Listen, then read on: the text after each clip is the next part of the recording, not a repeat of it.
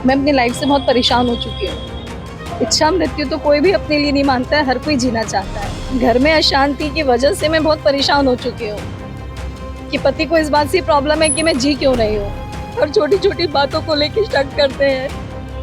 लगता है कि लाइफ में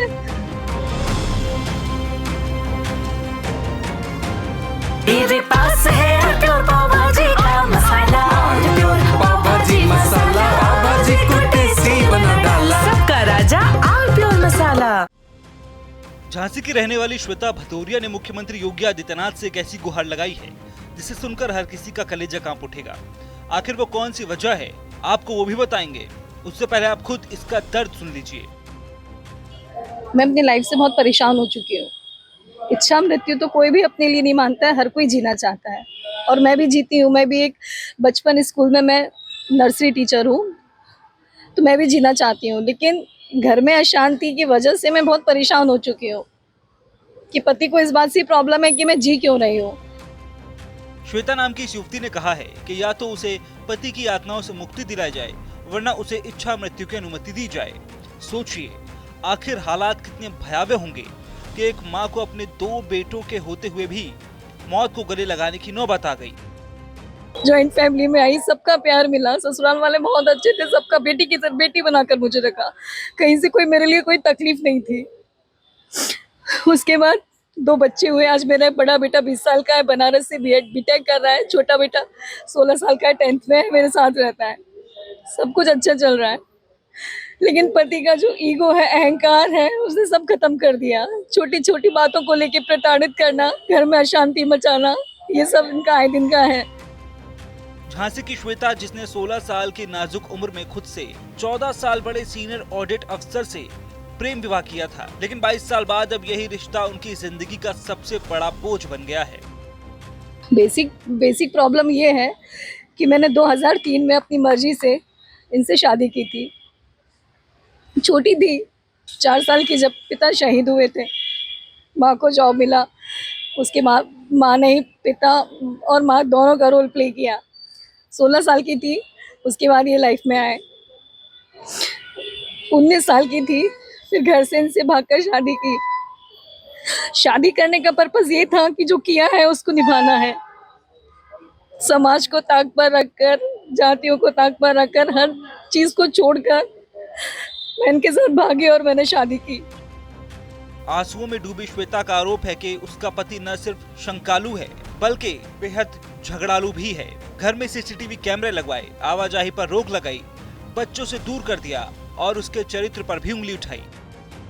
आज शक की मुझसे ये उम्र में 15-16 साल बड़े हैं, और छोटी छोटी बातों को लेकर शक करते हैं।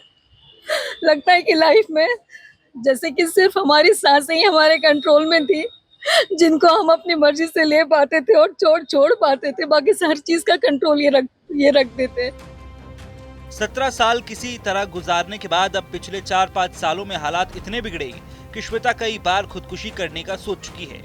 लेकिन एक माँ का दिल है जो अपने बच्चों को देखकर बार बार टूट कर भी संभलती रही। स्कूल में जॉब ज्वाइन की तो इनको परेशानी होने लगी कि ये अच्छे से है क्यों नहीं है, क्यों जॉब ज्वाइन कर ली, तो छुट्टा साड़ है, हमारा बैल है, तमाम तरह के इन्होंने मेरे ऊपर लालच लगाए। घर में भी आए दिन घर का माहौल खराब करते थे, बेवजह बातों पर गाली गलौज करना, छोटी छोटी चीजों को परेशान करते थे। ससुराल वालों ने साथ दिया तो उनको मना कर दिया कि कोई इससे बात नहीं करेगा, कोई इससे रिश्ता नहीं रखेगा।